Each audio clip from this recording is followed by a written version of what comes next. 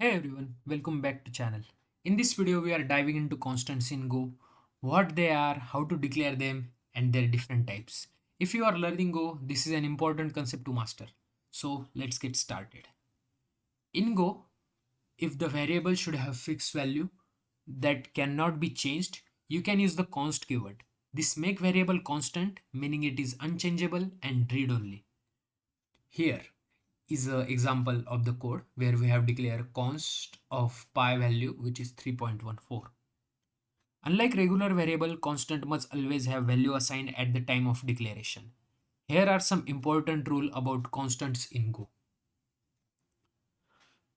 Constant name follow the same naming rule as variable. They are usually written in uppercase to differentiate them from the variables. Constant can be declared both inside and outside of the function.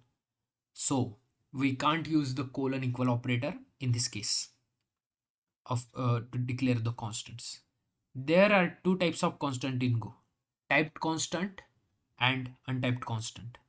So in case if we specify the type to the constant, then it is called as typed constant, and in case if the value is inferred at compile time, then it is called as untyped constant.